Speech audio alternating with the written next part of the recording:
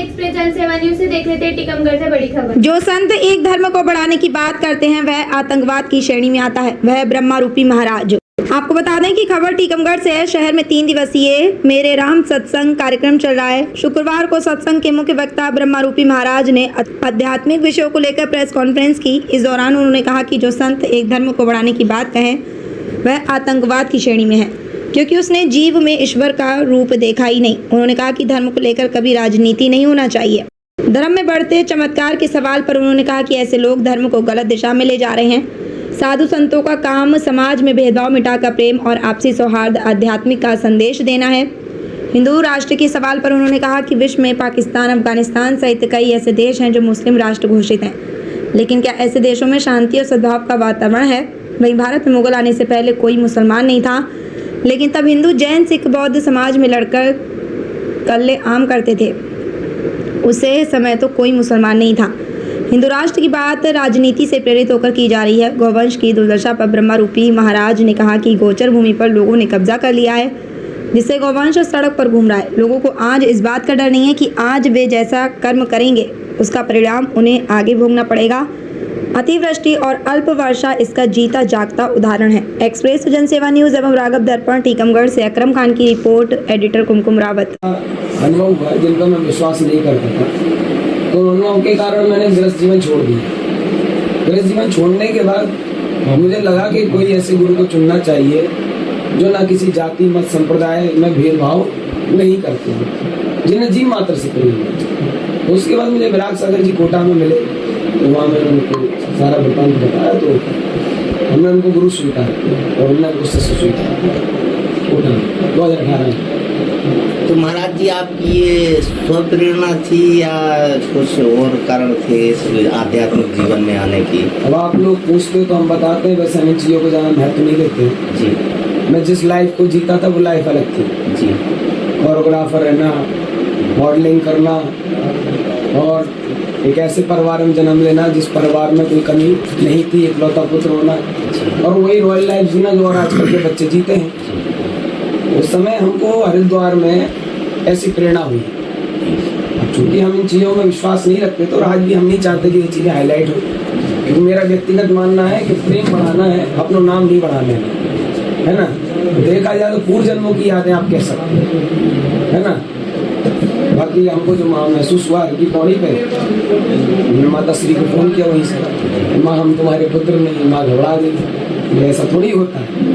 मैं लगा कि भूत प्रेत लग गया होगा शायद। हरिद्वार गया है तो सोमवती अमावस्या के समय हम गए हुए थे, 14 के दिन याद है। तो बहुत सारी ऐसी चीज़ें हैं जो एकदम से भी नहीं बताया जा सकता, क्योंकि शॉर्ट टाइम में लॉन्ग बात अपन को कहना है। मूल धारणा कहे तो जन्मों जन्म की यादें के कारण मैंने वेश को धारण किया। पिछला जन्म क्या था महाराज? जो भी थे इंसान तो नहीं थे, है ना। मेरी यादों के कहा जाए तो शायद देवी योनि में थे। महाराज जी, आज वर्तमान में आधुनिक विकता की चकाचौंध चल रही है लोग। इस समय देखा जाए चाहे बुंदेलखंड हो चाहे देश हो, आत्महत्याएं की घटना बढ़ रही है, अध्यात्म से लोग हट रहे हैं। इस पर आपका क्या संदेश है? युवा पीढ़ी, आज हमने टीकमगढ़ का अगर 2-3 महीने का आंकड़ा लगाओ तो 20-25 लोगों ने आत्महत्याएं की है। ऐसा क्या आपकी तरफ से अध्यात्म में संदेश दिया जिससे लोग गलत कदम ना उठाएं? हम सबको बताएं, चमत्कार जब खत्म हो जाएगा और चमत्कार से लोगों का विश्वास उठ जाएगा, उस दिन आध्यात्मिक जीवन आगे बढ़ेगा। और राम की वो बात नहीं पहुंचाई जा रही जो आराम दे। राम की वो बात पहुंचाई जा रही है कि भगवान के यहाँ श्रीफल चढ़ा के आ गए, हम ये प्रसाद चढ़ा देंगे, इतने मंगलवार, इतने सोमवार, इतने रविवार चले जाएंगे और हमारा काम हो जाएगा। ये निकम्मापन चालू हो गया। उसी कारण से बच्चे मायूस हो जाते हैं कि परमात्मा नाम की कोई चीज है नहीं इस दुनिया में, तो उस कारण से वो आत्महत्या करने लगते हैं कि हमें कौन सहारा देगा। अगर उन्हें ये पता चल जाए कि नारायण श्री कृष्ण जी ने कहा है कर्मण्येवाधिकारस्ते के रस्तुमा फलेषु कदाचन, और महावीर स्वामी 12 साल जंगल में क्यों रहे? अगर रामचंद्र जी चमत्कारी होते तो उनके हाथ में जटायु की मृत्यु कैसे हो जाती? वो बताओ, किसी की पत्नी को अगर कोई बचाए तो वो उनको बचाने की कर्तव्य बनता है कि नहीं बनता है? तो रामचंद्र जी ने ऐसा नहीं किया। क्यों? क्योंकि आयु पूर्ण थी, उसको कोई रोक नहीं सकता। दरबल देवी देवता माता पिता परिवार मृत्यु जीव का कोई ना रखना। तो ये कॉन्सेप्ट दुनिया में नहीं पहुंच पा रहा है। मैं ये चाहता हूँ कि पहले तो अपन लोग इन्हीं में उलझे हैं कि कोई हिंदू बना बैठा है, कोई जैन बना बैठा है, कोई सिख, कोई यहूदी, यानी क्या क्या बने बैठे हैं। तो साधक की नजर में सब परमात्मा स्वरूप होते हैं। और कई लोग मुझसे पूछते हैं गुरुदेव आप क्या कहना चाहते हैं, आप कौन से धर्म को आगे बढ़ाना चाहते हैं? तो मैं कहता हूँ ना, मैं हिंदू का ना हूँ, जैन का हूँ, मैं चैन का हूँ। मैं इस फिलॉसफी से दूर रहना चाहता हूँ। साधक किसी जाति मत संप्रदाय तक सीमित नहीं होता है, और जो होता है वो साधक नहीं होता। आपके हिसाब से जाति खत्म होनी चाहिए ना, मैं परंपराओं के उन परंपराओं के खिलाफ हूँ जिन परंपराओं के कारण प्रेम खत्म हो रहा है ना, तो घृणा खत्म होनी चाहिए, जाति खत्म नहीं होनी चाहिए। क्या काम है? घृणा खत्म होनी चाहिए मेरे हिसाब से। अगर आप घृणा को खत्म कर दोगे तो आप अपनी जाति में भी आनंद के साथ जी सकते हो। अगर घृणा को खत्म नहीं किए ना, तो आप कितनी भी जातियां बना लेना तो भी आनंद के साथ नहीं जी सकते। महाराज जी, आपका टीकमगढ़ की जनता ने ऐतिहासिक स्वागत किया, क्या कहना चाहेंगे आप? देखो, मैं ये मानता हूँ कि क्या कहते हैं, टीकम श्याम जी का नाम है टीकम। तो अब ये सोचो कि हम जब आ रहे थे तो हमारा मार्गदर्शक ही हमारी माँ थी, गाय माँ। हमने राहुल से कहा, हमने कि राहुल देखो, माँ मार्ग दिखा रही है।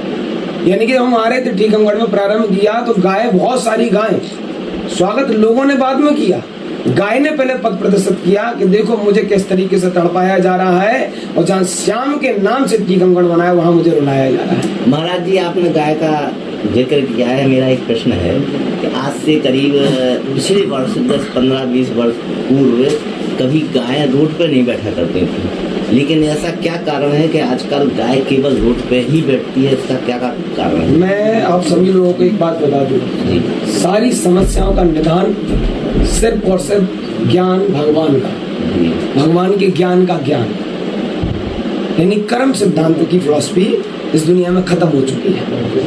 और दूध अक्कड़ वाले आते हैं, 4 दिन तुम्हें मुस्कुराते हैं, फिर रुला के चले जाते हैं। उसी कारण से गाय माँ भी रोड पर हो रही है। अगर कर्म ये बता देगा ना कि आज तुम इसको सताओ, कल तुम सताओ। आज पानी बरस रहा है ना, लोग कहते हैं कि गुरुजी भगवान बुरा कर रहा है। अरे तुमने गायों के साथ क्या किया? गौचर को हासिल कर लिया तुमने, जो गायों का भोजन था वो तुम खा रहे हो, तो तुम कह रहे हैं कि हम रोते जा रहे हैं। तो गायों को जब व्यक्ति को डर लगने लगेगा कि हम आज करेंगे कल भोगेंगे, उस दिन वो गाय के साथ शालीनता के साथ पेश आएगा, धोकर बाहर नहीं भेज।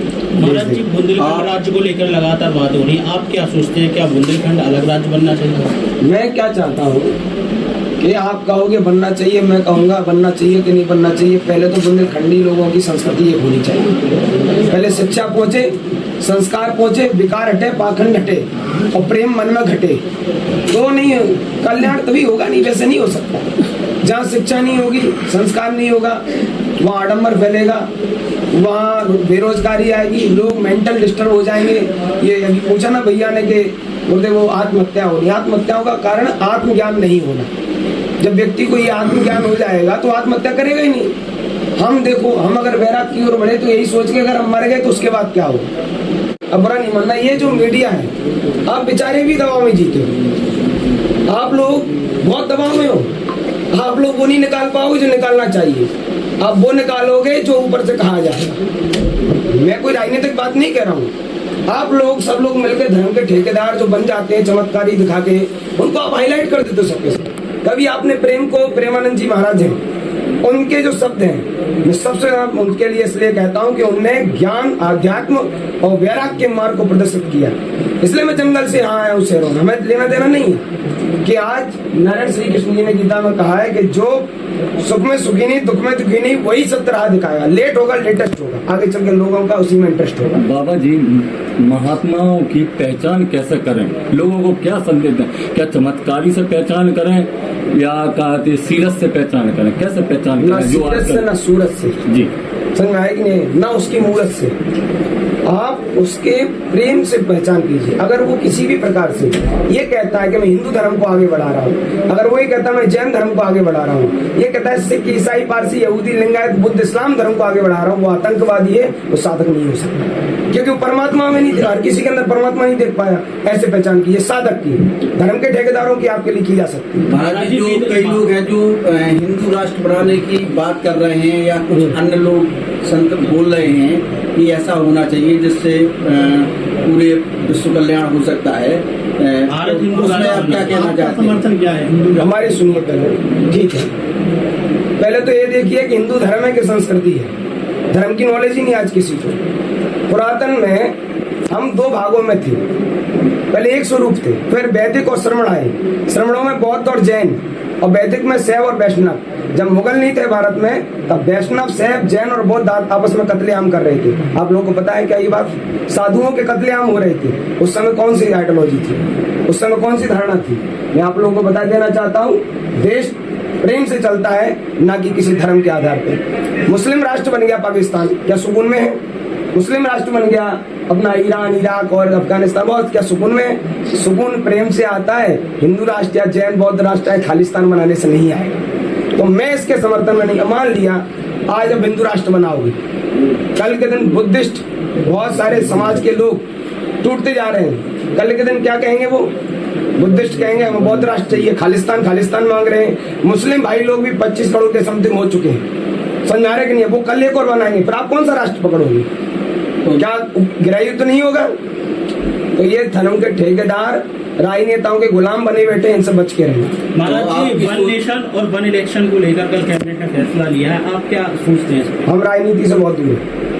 महाराज जी, आप बुंदेलखंड का एक संकल्प लेके चल रहे हैं, पृथक राज्य का। क्या दी? हमने सुना है कि आपने कहा भी है नहीं, कि बुंदेलखंड राज्य बनेगा। अभी इन्हें पूछो तो परसों हमने क्या कहा? जैसे कि आत्महत्याएं की घटनाएं इन्होंने बताई है कि बढ़ रही हैं, क्या करें? लोगों को क्या संदेश देना चाहे कि तनाव मुक्त हुए, कैसे मुक्त हुए? देखो, शास्त्र जो हमारी अलमारियों में भरे पड़े हैं ना, उनको उठाओ और उनको पढ़ो। हम जैसों के चक्कर में नहीं पड़ना। हम लोग आपको तबाह कर देंगे, और आज तक तबाह 2 लोगों ने किया है। बुरा नहीं मानिए बेटा राहुल, राजनेताओं और धर्म के ठेकेदारों ने, 2 लोगों ने। हालांकि जो नेता बन के नहीं, बेटा बन के खड़े हैं। ज्यादा नेता बन के खड़े होंगे, बाद में बाहर हो जाएंगे। महाराज जी, अमूमन यह देखा गया कि कई साधु संत महात्मा जो पहले लोकल्टी पाने के लिए धर्म की बातें करते हैं और जनता का प्यार आशीर्वाद पाके राजनीति में चले जाते हैं। हमसे निश्चिंत रहो, हमसे निश्चिंत रहे, हमें सभी करेंगे। महाराज जी, आपके चाहने वालों की संख्या निरंतर बढ़ रही है, तो आज एक और मौसम है कि नशे की लत को लेकर लोग नशेली होते जा रहे हैं, शराब का सेवन ज्यादा करने लगे हैं। तो ऐसे में आप कुछ संदेश ऐसा देना चाहेंगे जो आपकी बात मानेंगे? हमें कहेंगे जो बेहोशी में जीता है वही नशे की लत में पड़ जाता है। और जो नशा कर रहा है, चाहे गुटखा खा रहा हो, शराब पी रहा हो, तम्बाकू, मांस इत्यादि, वो व्यक्ति ये समझ ले कि मुझे शायद अपना ज्ञान नहीं है और उसके पास समय कहीं उपयोग जगह पर लगाने के लिए, इसलिए वो अपना गुटखा खाने में, बीड़ी पीने में, इसमें गुजार रहा है। तो उस करुणा का पात्र है, अपन उसको बिठाओ, समाज की जिम्मेदारी बनती है, उसको प्रेम से समझाओ।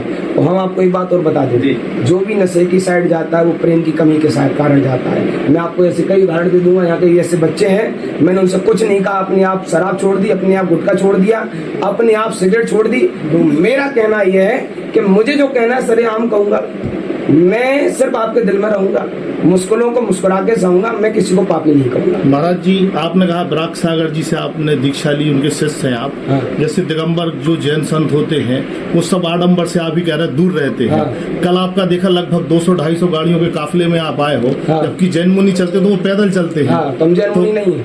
नहीं तो आपने दीक्षा ली है और आप कह रहे हैं आडम्बर से आप दूर है पूरे। नहीं तो हम आपको एक बार बता दें, हमें कपड़ा छोड़ा आडम्बर कछुआ ही नहीं है। हम तो कहते हैं हम आडम्बरी हैं, हम थोड़ी दिगंबरी है। हमने कभी नहीं कहा कि मैं दिगंबर हूँ। दिगंबर साधु से श्रेष्ठ दुनिया में कोई साधु नहीं है। परंतु आपने कहा आडम्बर के साथ आए, भैया हम एक गाड़ी पे बैठे थे, इसे ध्यान रखना। हमने ये भी नहीं देखा कितनी गाड़ियां थी, हम वहां से गिनी चुनी गाड़ियों के साथ आए, हमने स्पष्ट मना कर दिया था। अब जो तुम अपने भाइयों बंधुओं से चर्चा करो, हमारी गलती नहीं है जाना। बुंदेलखंड में आपने शिक्षा को लेकर बात की, बुंदेलखंड में शिक्षा का स्तर लगातार गिरता जा रहा है। हाँ। उसको लेकर आपने एक कुछ रणनीति वगैरह टीकमगढ़ के लिए तैयार की थी।